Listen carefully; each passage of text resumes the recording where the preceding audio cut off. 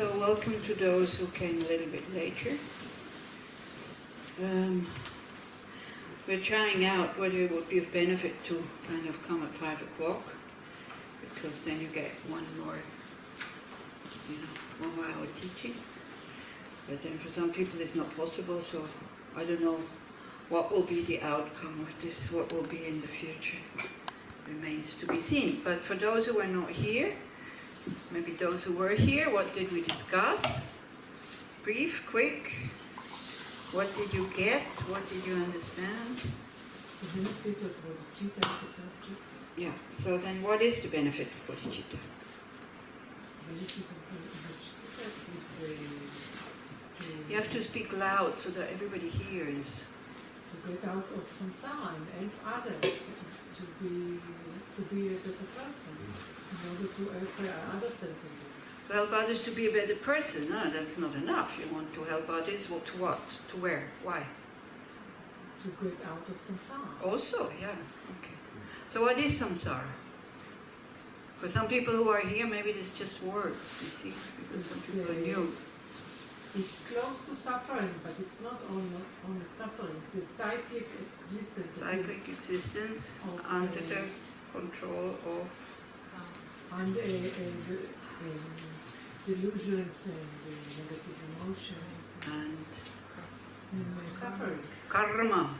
No, it's dukkha, like we have to undergo certain sufferings. Or let's say again, suffering is a very strong word. This mind who never has enough. This mind who is always a bit nervous. This mind who is always a bit insecure, kind of what's going on, what am I doing here, why am I living?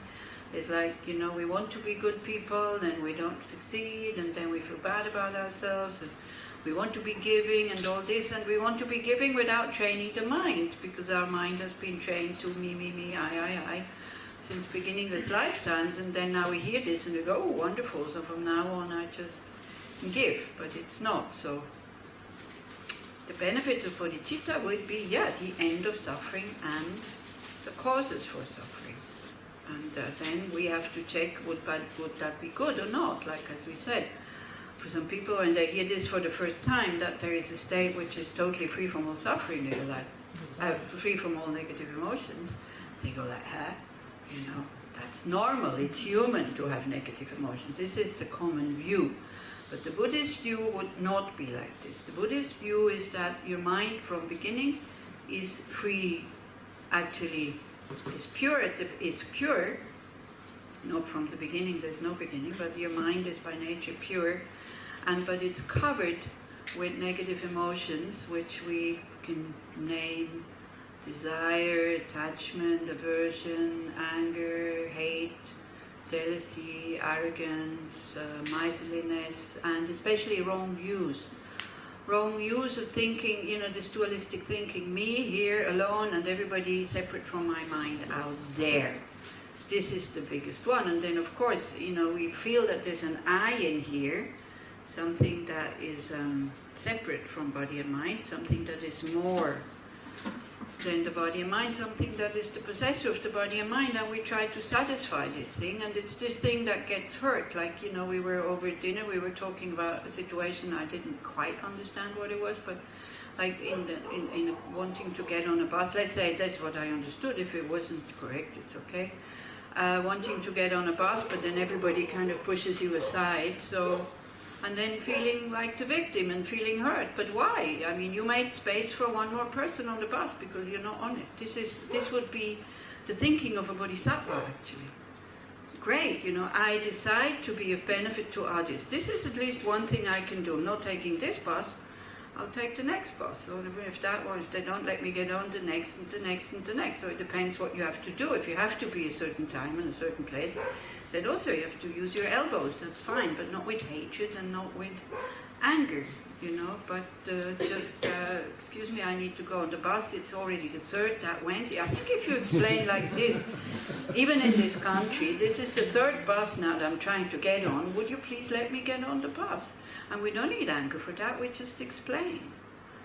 That's what I mean. We don't need to feel like the victim, it's okay. So, because in the third chapter, it goes much further. You really develop the attitude to offer your body kind of that people can play with it or do with it whatever they want and all this. But it's an attitude, it's not something that you need to do, right? So first we think about the benefit of developing bodhicitta. So just again to be very clear, what is bodhicitta? Bodhi means full awakening, awake. Citta means mind state, means an attitude. An attitude that is like an automatic pilot. At the moment we have ego citta, right? Like citta means attitude or mind, right? So at the moment, in a very natural way, we are concerned about ourselves. You went down to dinner this evening. You looked at what was available. What did you take? What did you choose? How did you choose? What made you choose? They like. Of course. What is good for me? Not, oh, maybe there's not so much of this, maybe I should take from that. So that everybody has enough of this or something like that. It's like, what is good for me? This comes very, very natural. Yeah? So this attitude we have, it's developed. So it's a good attitude actually. Don't throw that out. Because if you're not even able to look after your own happiness, how can you look after the happiness of others? But your happiness is not more important than others' happiness. So we just stretch it, you know. And again, you know, you were asking about a worldly situation. Here it's not about worldly situations. Here is about developing attitude so that in every worldly situation you can give up your possessions, you can give up your body, you can give up this and that, and very happily. So excuse me, this is a very high goal. Don't take it down to kind of worldly, oh, okay, this is very nice, I'll do it. Yeah, it's very, very difficult. So it needs causes. I didn't ask that, I think. What kind of causes? Anybody knows the causes for developing bodhicitta? Not the 6 and 1, not those. 4 causes. It's from Gampopa, it's no Gelug. It's Gargi. But I found it very good. 4 causes to develop bodhicitta. Miri. I'm sure if I start you'll know. Seeing the benefit of it. You really need to be convinced, this is a good thing. To have this mind where nobody can hurt me. Why? Because I will not have enemies anymore. So with this attitude, why, the moment you have this attitude, why are all enemies gone? Because there are no enemies. Huh? The only enemies are inside. So when you are out of... Whom do we you call? love everyone, you have no enemies. Exactly. You don't have anger to. You see, if I have anger towards David because he keeps with this stupid camera, he keeps kind of pointing into my face. Yeah. So then he becomes my enemy. But if I understand, well, it's not his fault. He's been told to do this by this one over there. so you know, I might direct my anger over there. But if you don't have anger, in spiritual terms, an enemy is not somebody that harms me. An enemy is somebody that I want to harm. Only that is an enemy. And a friend in spiritual terms is not somebody that is nice to me, but is somebody that I have friendly feelings towards. Even if they want to kill me, I can still think, oh, wow, if they kill me, you know, they create so much negative karma. I better get out of their way, for example. So then that one doesn't become an enemy because I don't hate him. I get out of their way in order for him not to create the negative karma. Or, you know, you put your things away that are of value because you don't want anybody to steal them. Not because you, but because they should not create negative karma. In general, when we protect ourselves, it's for my own benefit, it's not for their benefit. Again, unless, now we take again the mother, unless maybe we can find a motivation for the mother to protect seemingly herself, but actually at the same time it protects the child. I don't know, maybe, I don't know. Anyway, but I haven't thought about this yet, so I'm sure I'll find an example at one point, but for the moment I don't know. Even if she eats something she likes, so she's more healthy, if her motivation is that she can Not that. In the Gulf War. In order to, you know, she could feel, eating is a good thing. She takes the dessert. No. Okay, She takes the dessert, the kid wants it, but she takes it, and it looks very selfish, but it's not. She eats it so that the child doesn't eat it because the child has diabetes. That would be one of those actions. Not because she wants the dessert, but in order to protect the child from eating it. Okay? So this is why you would protect yourself, not for your own benefit, because you understand the law of cause and effect. I mean, if somebody can harm me, why? Because I've created the causes in the past. That's also, if you don't believe in rebirth, this is very difficult to accept. You know? So then this view of at least having some trust that there is previous birth and there's future birth, because that also comes in here quite a lot. Because he talks about death. He's afraid of death, because not of dying. Everybody dies. Not much point being afraid of death, but he's afraid of ending up somewhere where he doesn't want to end up. It's also in the second chapter. He kind of pushes himself to abstain from negative actions and to do the purification, because he says the kind of the guardians of hell are waiting behind me, and I don't want to go there, kind of to urge him on. And we can see that when somebody has, a certain sickness and they go to the doctor and the doctor says, sorry, I can't help you. You have 2 more months to live. Their life can change just like this. Just like that. And they start to do really beneficial things. So what is a beneficial thing for you when you die, so that you can die full of confidence and say, I did my job, I did well, I don't have to be afraid. This you have to find out. Yeah? What is it that will make you die without regret? So this is very personal. Of course, in Buddhist terms, again, this is, abstaining from negative actions and purify the ones that you have already committed. This is a big part of chapter 2, where you have like a description again of the precious human rebirth. Now we have the opportunity to create the karma, maybe I should use other word, karma. Now we have the possibility to create the checks that we will need to go where we want to go.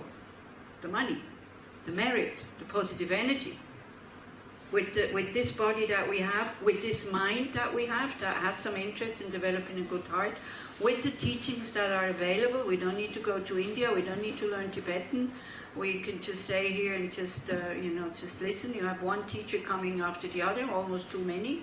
Yeah. But you are very, very fortunate that so many teachers come. Then instead of kind of complaining, or in the course also when you get a lot, people go, oh, that was so much. I mean, if you would go into a supermarket and somebody would fill your bag and it's heavy, you wouldn't complain, and you don't have to pay, okay? So you wouldn't complain and say, oh, this is so heavy. You would say, wow, this is so heavy, great, so many things in there. So it's all a matter of how you look at it. Nothing is good or bad from its own side. It depends how you look at it, okay? So, seeing the benefit of bodhicitta, this is the first cause to develop bodhicitta. Then, devotion to the Buddha and the inspiration of a master, of a guru, of a living person who is actually living it. Because only from the book, you say, this is crazy, I'm not going to practice this. Then if you listen to some masters, for example, Thich Nhat Hanh, who's also a refugee, who has he's living in America with his former enemies. He's helping Americans to be happier. He has zero anger towards them. He has zero accusation. They took my land, my country away, and and I had to flee, and Tibetans, same way. It's amazing. Zero anger for the Chinese army. Zero.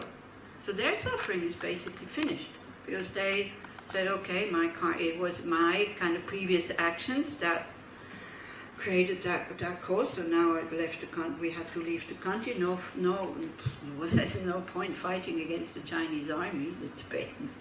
And then they just continue with their life. They even say, actually the Chinese army or the Chinese, they have become my friends, because why? They make me practice patience and compassion towards them, because it's easy to have compassion towards somebody that is helpful, but to have compassion for somebody that makes you leave your country, where you know, like the lamas, they were like aristocrats, they had everything, they had servants, and then they had to go and work in the mines, like, or building roads or whatever, like really, really hard work. And if you see that, zero anger, I mean, this is inspiring, this is what we need, somebody who lives this. Yeah. Otherwise, if it's just a book, I mean, I don't know. Does everybody have a text, by the way, or also not? Yeah. Okay. Everybody has a text. No. Yes, the book. Who is not having it? Who doesn't have a text? Okay. Which text? This one or the... No. It's like at least the 4th chapter. Do you have some with you, or not really? Can we print them out tomorrow in the office? You think? I can try. Because it would be helpful. Otherwise, anyway, if you don't have it, it's not so bad. It's not the end of the world. You can share, for example. You know, 2 people can look at the same text. You can look in the Vit's book, and you look in Giddy's book, and Maybe we'll whatever. print tomorrow? Yes. Huh? We'll print I just asked Yeah. you how many. Just chapter 4, or, you know, and then you will get sent, the ones who are in this course, at 1, 2, 3, 4. So then you can read it yourself, 1, 2, and 3. Okay, so we need to see the benefit of it. Can you see the benefit of working with your mind so that all your negative emotions are gone, and also your self-centeredness is gone? That you have the mind of a person who is the same way as we are concerned about our own happiness, that is concerned about the happiness of all beings. Can you see the benefit there? Everybody. Or does somebody not quite sure? Yeah. We would never suffer. We would never suffer. We would never feel like the friar. You know, the more people make us friar, the happier we are. Let them go first. How wonderful. They're happy. No need to fight for anything. Yeah. No, and by doing this, you don't create more negative karma. But as I'm saying, it's not easy, because our instinct, our impulse is to fight, and me first, and Magyali is like, it's so strong, you know. It's terribly strong. It's like it really comes like an impulse, and we don't even notice it. This is the thing. We don't even notice it. And as we create, you know, as we use body, speech, and mind, then we create again more negative imprints who bring us what we don't want, and when that thing that we don't want comes, we react in a negative way, and then that's it. Again, we get deeper and deeper and deeper into the, sorry for the word, shit. Yeah, or into the mud, or into the swamp, or whatever. The more difficult our life is, the more difficult it is to practice that. You need to have good conditions, and you all know it. I mean, how many of you try to meditate regularly? How many of you really succeed every day? Okay. Yeah, you know, when you're really sick, have a headache, you know, diarrhea, fever, do you still sit and meditate? So how can you raise your hand when I say every day? Every day for us means when I feel like it every day, yes, then I meditate. That's what it means for us, isn't it? That means every day for us. But every day, you know, I do my commitments, I do the things I need to do even when I'm sick. But sitting and concentrating on the breath, no. I don't do when I'm sick. Yeah? I don't have the strength. So that's what I mean. So it's okay, but we try, we do our best. Yeah. So, but then to have this mind that is totally free from, it doesn't make you afraid when you hear this, having to be concerned about all sentient beings? Are you that brave? Or don't you see kind of that this is scary? No. Huh? This is really scary. No, I mean, you see, bodhicitta is a very nice idea. But then when it comes to getting on the bus and you can't get on, then it depends where you put it. When you look at the vows that you take, and to try to keep them is like, it's really, really difficult. So this is why first you go into training, and this is why you need to see the benefit of it, because again, you need to see the benefit. You need to have devotion to the Buddha, not to the Buddha as a person, but to the Buddha as the teachings of the Buddha. Beginningless lifetimes, law of cause and effect, things do not exist that they appear, they're empty of inherent existence, it's possible to have a mind that is totally free from all negative emotions and all this. We need to have trust in that. We need to have trust in that, and we also need to have some fear of continuing the way that we go. Because otherwise, at the moment it goes quite well. So at the moment we are like people, there was a ship and then shipwrecked. Well, there's no ship, we've never been on the ship. The ship is enlightenment. So we've never been there. But somehow we're lost in the ocean somehow. And so at the moment it's quite nice. There is no Florence and there's no Michael and there's no, you know what I'm talking about? Hurricanes, storms, okay? There's none of those storms at the moment. The sun, it's not so hot, sun is shining, from time to time coconuts floating by, so you drink it, you eat the cocoa, you're a vegan, so it's perfect, because it's very nourishing. I don't know if any of you have read Papillon. It's a very old book, that guy who escaped from prison, and he had to swim, and that's what he nourished himself from. Yeah. So you can survive, and then somebody says, hey, come on, get out of there, you need to swim over there, there's land. And you go, it's quite nice, why would I go there? It's like, I don't need to, why would I make effort? Anyway, I don't know if there's land, I can't see it. It's like, I don't know if there's enlightenment, I don't know, yeah. So this is why you have to listen to the teachings, and you have to be really, really clear about what you're going to do. And then the inspiration of a living master, so that you have to say, I want to be like them. I was really fortunate to be able to live in Dharamsala for 17 years amongst the Tibetans, who many of them at that time, like 20 years ago, they were from Tibet, they came out of Tibet, they were in the Chinese prisons. And then to see their minds of like, then you say, well, I want what they have. Like holes in their socks, they smell maybe a little bit bad because they're above Tushita in these huts. There's no shower. For the water, they have these old things where like petrol was in, and they go and get their drinking water, to the where there's one pipe with cold water, the gas stove.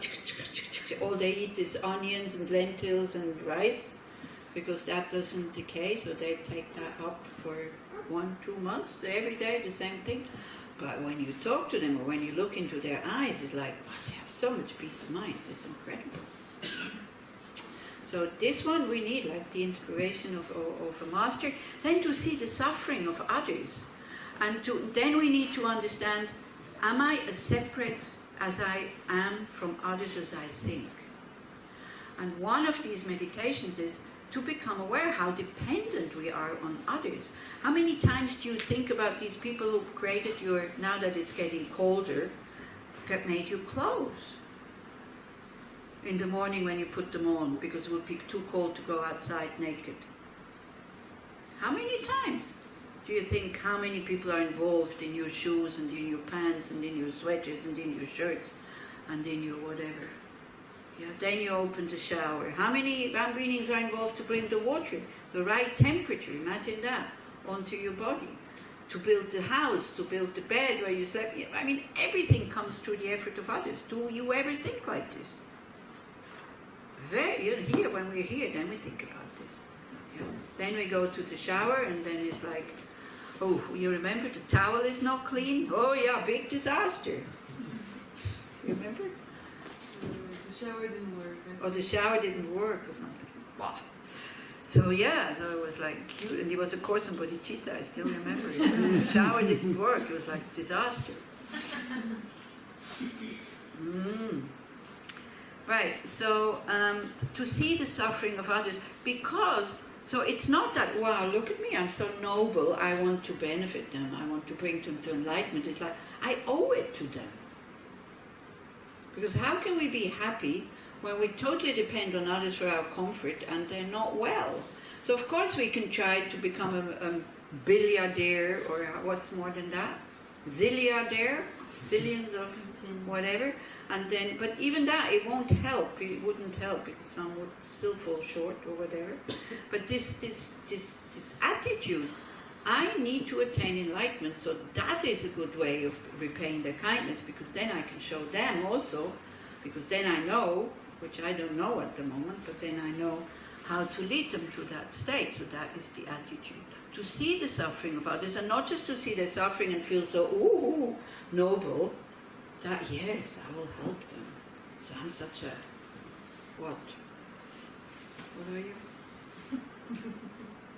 When you are helping everybody? Bodhisattva. Bodhisattva, yeah. Or? Mother Teresa. Huh? A humanist, no? Like, you know, like you use your human life in order to benefit others. You know, there are a few people, you don't need to become religious here, but then if you become a doctor, if you become a millionaire, it's like it's very limited, so they will still die, they will still have to go to their next life. So to see the suffering of sentient beings, and now the other cause, in order to develop bodhicitta, not to be afraid of the hardships of practicing it. Because as a self-liberation Buddha, you would stop being reborn. So you go into what is called eternal peace. But as a Bodhisattva, you come back again and again and again and again and again. And even have to sort out worldly things like disharmony between groups, spiritual groups, if you're a master. You know? I mean, do you understand what I'm saying? Like everybody comes and says, I have this problem, we have this, but this person is not nice to me, this person is doing this, and this person is doing that, they're doing that. So this is what we usually tell the masters, and then we're supposed to, they're supposed to figure it out, what we should do. And I think also, you know, what the Dalai Lama keeps saying lately, he says, look, it's no point praying to God, it's also no point praying to Allah. The problems that we have on this planet, they're man-made. So it's man who has to solve it. Don't pray to God, he didn't make the problem. Don't pray to Allah, he also didn't make the problems. People. So in groups also, you know, when there's groups and there's this harmony, it's the group who created the problem, not the guru. So also we should try to figure it out ourselves. Anyway, also the Buddha had these problems. They asked him to solve these problems. So these are the causes to develop bodhicitta. To develop this attitude, I want to attain full awakening, full enlightenment for the benefit of all sentient beings. Okay?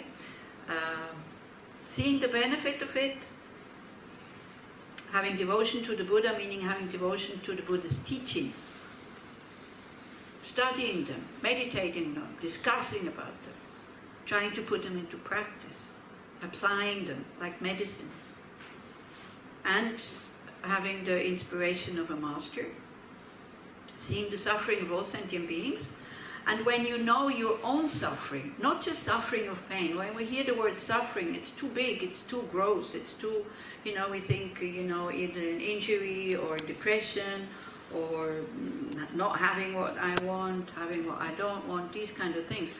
But they also talk about suffering of change, where whatever we create, whatever we build up, it falls apart every time we get older, or you know, we lose it, or we lose interest, or this is it. I mean, how many objects were you already attached to that you thought, starting from childhood, that you thought you cannot live without? How many? Many. Imagine you would have to schlep them along with you. This would help us to become a little bit more renounced. So it's not that we become more satisfied, it's just that we exchange the object. We lose interest there, so that's what suffering of change.